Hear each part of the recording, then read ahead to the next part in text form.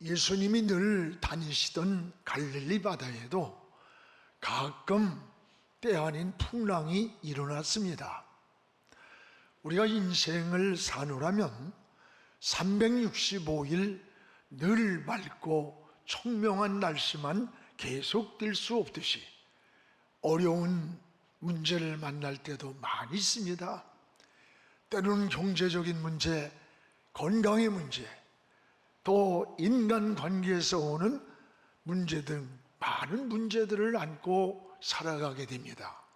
그러나 이런 위기들이 새로운 인생의 기회로 다가오는 것을 경험하기도 합니다. 우리나라도 70년대에 5.1 쇼크가 일어났습니다. 굉장한 위기였는데 오히려 이로 인해서 경공업이 중공업으로 전환의 기회가 되었고 80년대 정치, 사회적인 혼란과 위기가 왔습니다. 그러나 이런 위기를 통해서 오히려 민주화가 이루어졌습니다.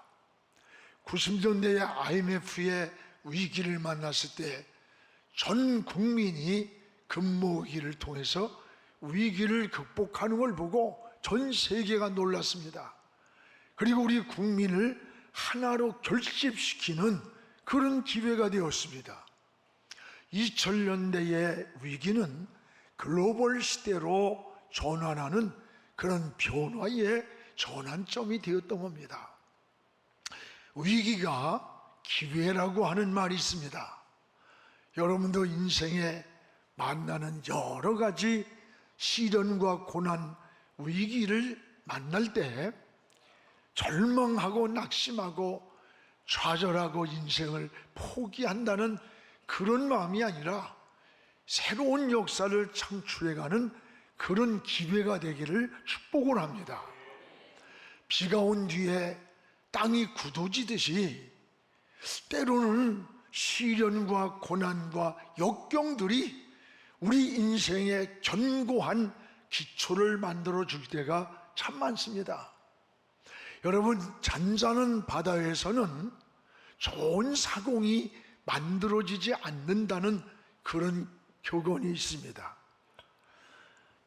1962년 케네디가 유명해진 것은 위기에서 강한 리더십을 발휘할 수가 있었기 때문입니다.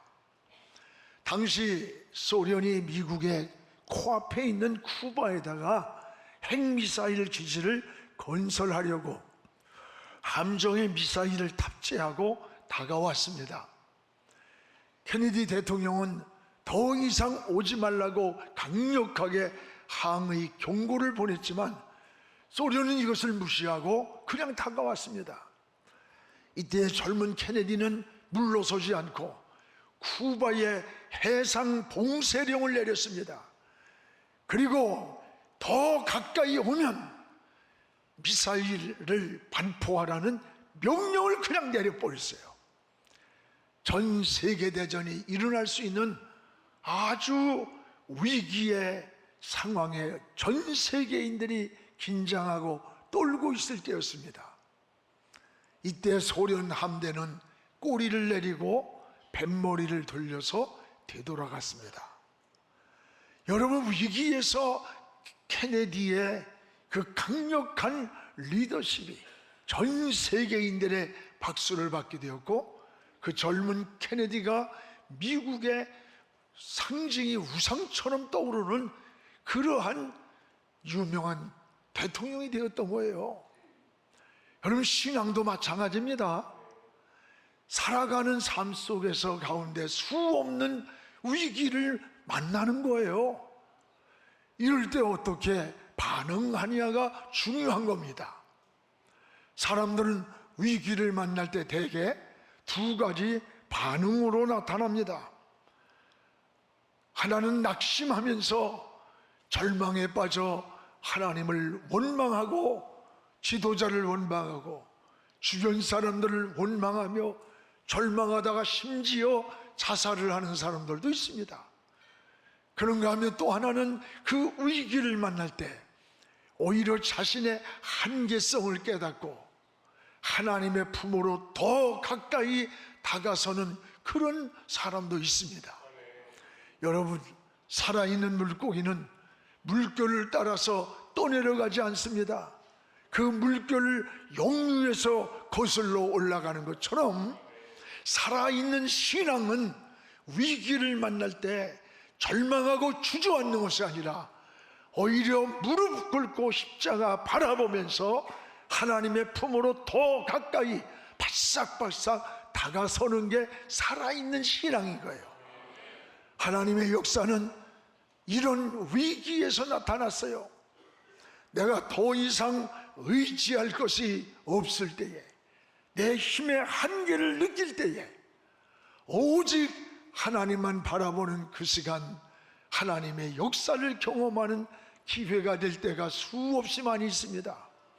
성경에 홍해가 갈라지는 사건이나 저 여리고성을 무너뜨리는 사건이나 또 요단강을 건너는 일이나 모두가 위기 앞에서 나타난 하나님의 역사의 손길임을 알 수가 있습니다.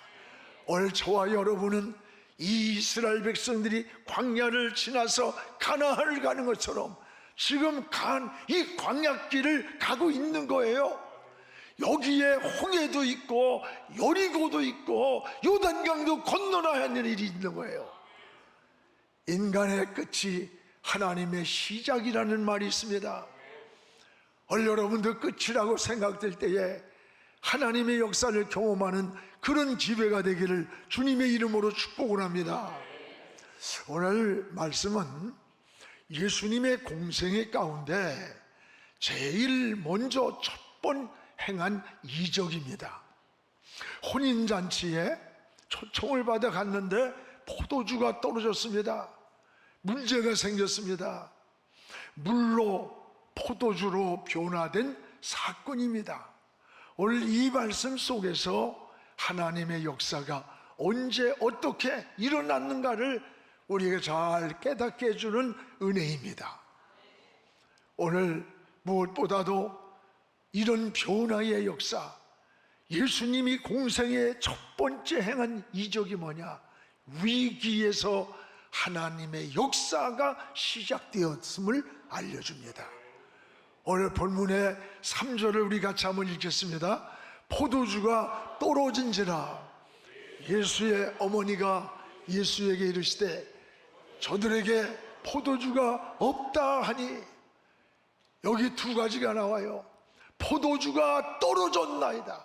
포도주가 떨어진지라. 지금 이 집에 포도주가 없다. 이게 왜 이렇게 중요할까? 예수님이 초청받은 혼인잔치집에 포도주가 떨어졌습니다. 오늘 이것은 우리 문화와 조금 다릅니다. 당시 유대인들은 일상생활에 포도주를 음료로 사용했습니다. 그래서 잔치집에는 항상 포도주가 있어야 되고, 좋은 잔치집에는 시간이 갈수록 더 좋은 포도주가 나와야 돼요. 유대인들은 혼인식을 일주일 동안 길게 합니다. 그런데 중도에 이 포도주가 떨어졌다는 거예요. 어디서 빨리 구할 수도 없고, 이게 굉장하게 당황하는 큰 문제였습니다. 그런데 하나님의 역사는 바로 이러한 위기에서 나타난 사건입니다.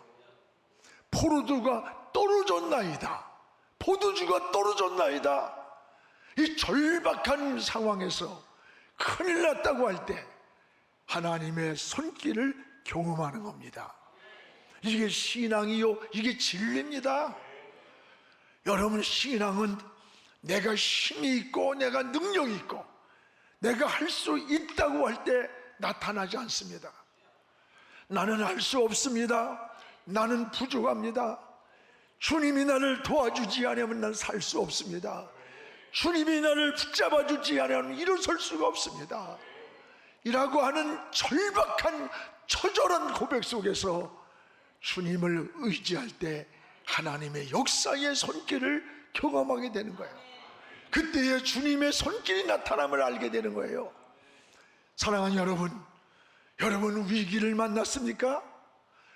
부족한 부분이 있습니까? 그것이 어떤 이는 건강일 수 있습니다.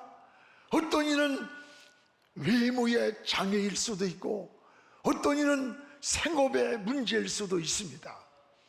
그러나 낙심하거나 절망하지 말고 그것 까닭에, 그 약한 것 때문에 하나님을 더욱 의지하시기 바랍니다.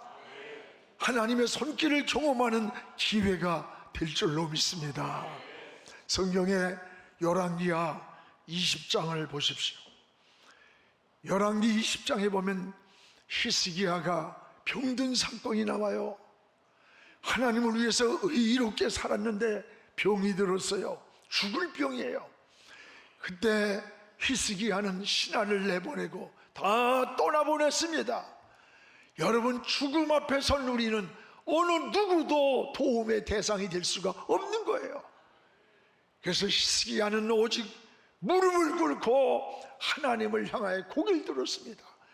그리고 적절하게 하나님 앞에 눈물로 이 위기 앞에서 매달렸던 거예요. 하나님은 이런 히스기야의 눈물을 보셨다고 하면서 돌아간 죽음을 선포하고 돌아가는 저 이사야 선지자를 불러서 다시 히스기야에서 돌아가라. 그가 나를 찾으며 흘리는 눈물을 내가 보았다. 그에게 15년의 생명을 연장해 주라고 했어요. 이 위기에서 하나님의 역사가 시작되는 거예요. 역대하 20장에도 마찬가지예요. 여호사밧의 사건 아닙니까? 연합군이 쳐들어왔습니다. 여러분, 군사력을 동원했고 무기를 동원해도 이길 수가 없었어요. 그때에 이 여호사밧은 하나님 앞에 먼저 나가서 무릎을 꿇었습니다. 기도를 하면서 이런 고백을 합니다. 하나님, 이 큰 무리를 우리는 어찌해야 할지 방법을 모르겠습니다. 방법을 모르겠습니다. 오직 주님만 바라봅니다 라고 기도할 때에 하나님의 음성이 들려왔습니다. 여호사밧 왕이여, 두려워하거나 놀라지 마라. 이 전쟁은 너에게 속한 게 아니다. 내게 하나님께 속한 것이다. 전쟁의 승패가 이기고 지는 것이 하나님에 있다고 했어요. 하나님이 싸워주겠다고 했습니다. 승리를 붙여줬습니다. 오늘 사랑하는 여러분, 신앙은 이런 거예요. 여러분의 위기를 만날 때 여러분은 어떻게 반응을 합니까? 절망합니까? 원망합니까? 하나님의 역사는 우리가 부족할 때 포도주가 떨어졌나이다, 큰일 났습니다, 우리는 어떻게 할 줄 모릅니다 라고 하는 고백하는 시간에 하나님의 역사가 진행되었음을 깨닫기를 축복합니다. 오늘 이것이 신앙이에요. 또 하나는 하나님의 역사는 순종을 통해서 나타났습니다. 그의 어머니가 말씀하실 때 주님이 너희들에게 무슨 말씀을 하든지 그대로 하라. 그대로 하라. 무슨 말씀을 하든지. 이 하인들의 순종입니다. 무슨 말씀을 하시든지 그대로 하라. 하인들은 주님이 시키는 대로 했습니다. 여러분, 이유가 없습니다.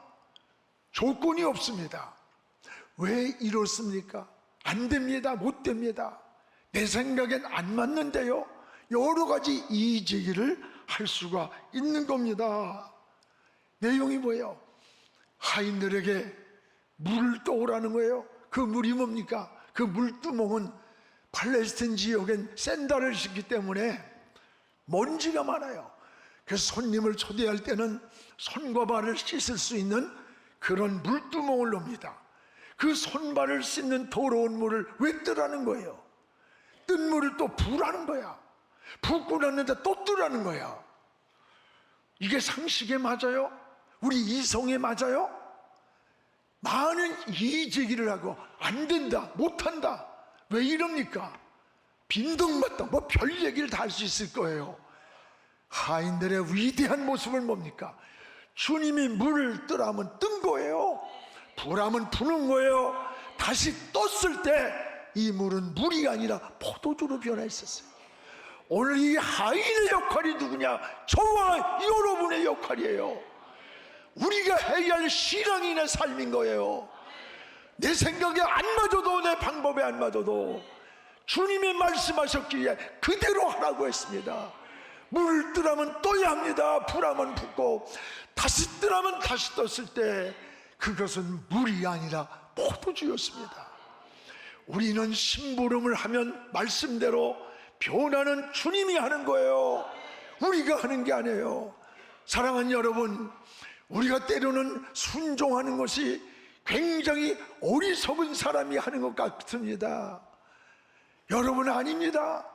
순종이 어리석어 보이지만 기적의 매스터키는 비밀은 이 순종 안에 있는 거예요. 주님이 시키는 대로 하라, 이 말씀에 그대로 순종하였더니 물이 아니라 포도주의 역사가 일어난 겁니다. 오늘 사랑하는 여러분, 우리 이게 신앙인의 삶이에요.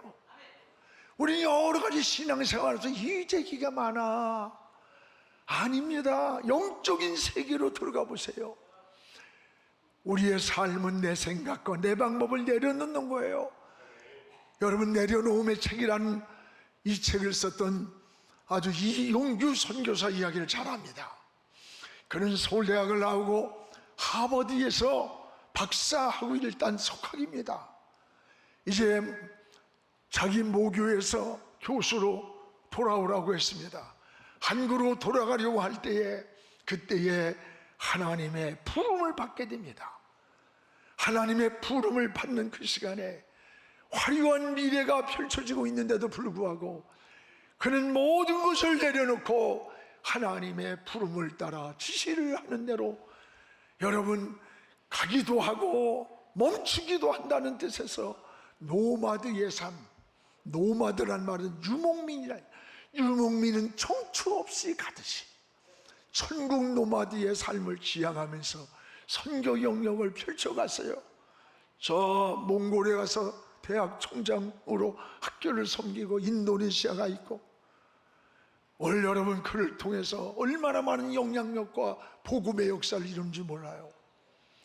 성경의 수많은 하나님의 역사의 현장인 어딘 줄 압니까? 내 생각, 내 방법, 내 아집을 내려놓는 거, 그리고 하나님의 손에 맡길 때 거기서 역사가 일어났던 거예요. 성경의 열왕기상 17장 15절에 어느 날 사르밧 과부를 보십시오. 3년 6개월 가뭄에서 도저히 살아날 길이 없어요. 그때에 밀가루 한 움큼과 빵 한 조각을 이제 마지막 구워 먹고 죽으려고 이 아이를 데리고 나왔는데, 엘리야가 그를 구해주는데 도움을 주고 먹을 걸 준 게 아니에요. 오히려 엘리야는 이 사르밧 과부를 향해 내가 지금 가지고 있는 게 뭐냐? 밀 조금과 또 밀가루 조금 있어서 이제 이거 한 번 우리 애하고 구워 먹은 후에는 그 다음엔 희망이 없이 죽을 시간을 기다립니다. 그런데 그러면 그 한 번을 나에게 먼저 가져와 구워서 그 후에 하나님이 널 책임질 거야. 여러분, 이것을 이성적으로, 무슨 지성적으로 윤리적 관점에서 평가한다면 너무나 잔인하고 이것 있을 수 없는 일, 착취, 강도의 강도. 그런데 놀라운 사실은 뭡니까? 사르밧 과부는 엘리야의 말대로 하였더니예요. 이게 키워드예요. 엘리야의 말대로 하였더니 망한 게 아니에요. 3년 6개월에 다 건강한 가정도 먹을 것이 없어 죽어가는 그때에도 남편도 없는 어린아이 하나 데려온 과부의 그 가정에는 밀가루 떡이 떨어지지 않고 기름병이 마르지 않는 기근의 환란이 패스오버 6월 될 때까지 하나님이 지켜줬던 거예요. 이게 은혜입니다. 6월절의 역사는 여러분, 저 출애굽 사건에만 있는 게 아니에요. 오늘 우리가 살아가는 삶에도 6월절의 역사가 함께하는 거예요. 하나님이 우리를 지켜야 돼.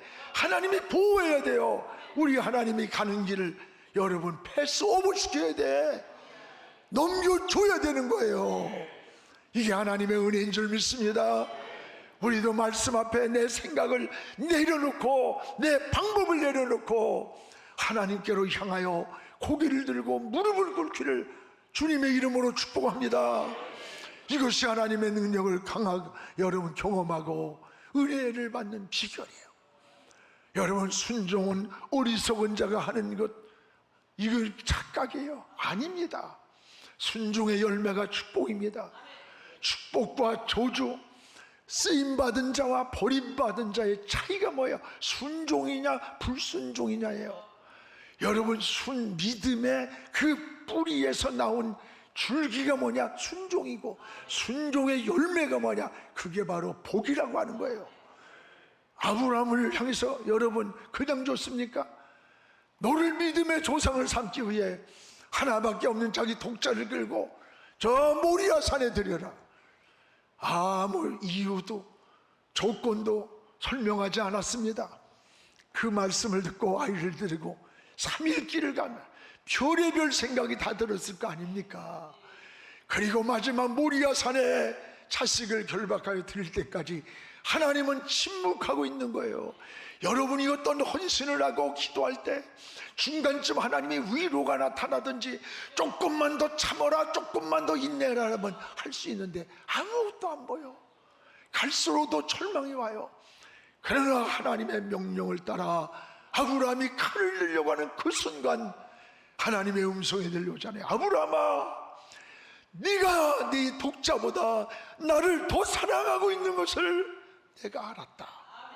그 순간에 뒤돌아보니까 그 깊은 산중에 순양이 풀에 뿔이 걸려서 가만히 있다가 그 시간 바로 그 타이밍에 맹하고 우는 거예요.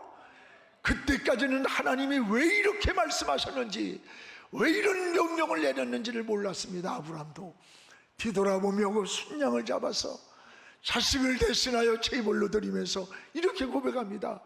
하나님은 나를 위해서 이미 제물을 예비해 놓았다. 여호와 이레. 그렇습니다. 여러분, 우리가 이 세상에 보낼 때는 하나님이 우리 인생에 살아갈 길을 예비해 놓고 있다는 거예요. 하나님이 인정하는 날, 하나님이 보시기에 임계점을 넘는 그날에 예비된 우리의 길을 하나님은 책임지고 있다는 것을 믿으시기를 축복합니다. 그런가 하면 여러분, 불순종으로 버림받은 사울을 보세요. 그는 불순종 때문에 사울 왕은 초대왕 버림받은 거예요. 여호와의 목소리를 청종하지 않았어요. 이때부터 여호와의 신이 사울을 떠났다고 했어요. 여러분, 여호와의 신이 떠나는 날부터 어떻게 됐습니까? 하나님으로부터 버림받았어요. 하나님의 영이 떠나는 시간부터 불안이 찾아옵니다. 두려움이 찾아옵니다. 모든 것이 적으로 보이는 거예요. 그래가지고 불안과 두려움을 어떻게 할 줄 몰라서 왕이 변장을 하고 신들린 여인을 찾아갑니다. 무당을 찾아가는 거예요. 점쟁이를. 근데 그 점쟁이가 왕인 것을 알아보고 당신 사울 아니야? 개망신을 당하는 거예요. 개망신을. 여러분, 사람이 하나님을 떠나면 그리스도인이 편법을 써. 자꾸 인간적 생각을 해. 그럼 뭐가 그냥 악한 영이 들어와서 야려하면서 우리 삶을 무너뜨리는 거예요. 그래가지고 자기의 사랑하는 사위를 갖다가 그걸 시기의 대상으로 삼고 창을 던져 죽이려고 하는 거예요. 이 미친 개같이 돼버린 거예요. 이게 여러분 하나님의 영이 떠난 자의 모습이에요. 우리는 어떻게 삽니까? 신앙으로 살아야 돼. 믿음으로 살아야 돼. 불순종의 결과예요. 여러분, 하인들이 주님이 시키는 대로 하였더니 이 위기에 있던 잔치집의 문제가 해결되었습니다. 신앙은 믿음에서 머무르는 게 아닙니다. 그 믿음이 순종으로 갑니다. 그 순종의 열매가 바로 우리에게 나타난 은혜요 축복이라고 고백하는 거예요. 오늘 하인들의 순종의 결과를 보십시오. 하인들은 순종했고 변화는 주님이 하셨습니다. 하인들은 순종까지 한 거예요. 그 후에 우리의 어떤 역사가 일어날지, 어떤 일이 일어날지는 주님께 맡기는 겁니다. 오늘 7절 8절에 나오잖아요. 여기 7절에 보면은 항아리에 물을 주님이 채우라고 하니까 채웠다 그랬어요. 채웠다. 8절에 보면 이 물을 떠서 갖다 주라 하니까 그 채운 물을 다시 떴어요. 그리고 딱 떠서 갖다 주는데 그 시간이 얼마인지 모르나 그건 물이 아니라 포도주가 돼 있는 거예요. 하인들은 주님이 시키는 대로 순종하며 움직였던 겁니다. 이게 신앙입니다. 우리 신앙은 끊임없이 믿음으로 움직이는 거예요. 하나님의 역사를 바라보고 움직일 때 하나님의 손길을 경험하는 겁니다. 주님은 공중에 나는 새를 보라고 했지, 나뭇가지에 앉아서 꼬박꼬박 쫄쫄 졸고 앉아있는 이런 새를 보라고 하지 않았어요. 공중의 새는 가만히 앉아 조는 게 아니에요. 먹이를 찾아 날갯짓을 할 때 하나님께서 그 먹이를 준비해 놓고 있다는 거예요. 사랑하는 여러분, 하나님은 무엇인가를 이루기 위해 믿음으로 움직이는 사람에게 하나님의 지혜를 줍니다. 길을 열어줍니다. 앞길을 열어주시고 축복해 준다는 것을 깨닫기 바랍니다. 성경에 무엇을 먹을까 마실까 입을까 염려하지 말라고 했지 준비하지 말라고 하지 않았습니다. 염려를 하지 말고 여러분 준비하라는 거예요.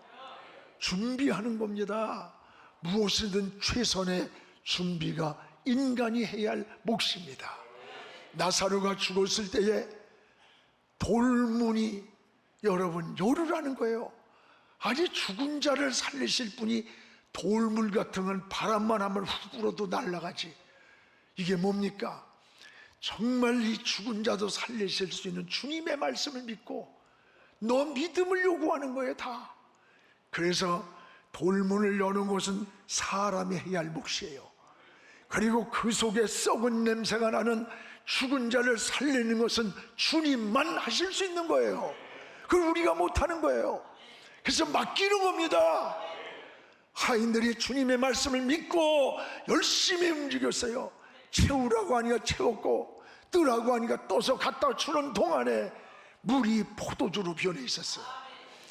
이 변화는 주님만 하십니다. 우리는 말씀대로 일어나 움직이면 이게 믿음이고 신앙이에요. 주님은 오늘도 여러분이 믿음으로 움직이기를 원하십니다. 사랑하는 여러분, 오늘 여러분 물 떠오라면 뜨십시오. 불하면 부십시오. 다시 뜨라면 뜨십시오. 이 하인의 모습이 우리 그리스도인들의 삶인 거예요. 이것이 신앙이 하나님 말씀으로 심부름을 하는 거예요. 그 변화는 주님이 하시는 거예요. 돌문은 우리가 열지만 그 속에 죽은 자를 살리는 것은 주님만 하는 거예요. 오늘 사랑하는 여러분이요, 머리에 포도주로 변화된 결과를 보십시오. 4가지가 달라진 걸 봅니다. 위치가 달라져요. 그 밖에서 물두멍이 손이나 발을 씻는 물이 포도주가 됐어요. 맛이 달라졌어요. 물과 포도주는 근본적으로 다른 거예요. 가치가 달라졌습니다. 물과 포도주는 가치가 비교할 수가 없어요. 처음보다 나중에 더 좋아졌더라. 이것이 하나님의 은혜인 겁니다. 하나님의 은혜는 갈수록 좋아져야 합니다. 사람도 사귈수록 더 좋은 사람이 되어야 돼요. 교회도 갈수록 부흥해야 합니다. 이것이 하나님의 축복이요 은혜입니다. 위기가 기회입니다. 위기라고 낙심하지 마십시오. 여러분, 오히려 위기에서 하나님을 찾고 하나님의 역사를 경험하는 이 간증의 기회가 되기를 축복합니다. 모든 변화는 오직 주님이 하십니다.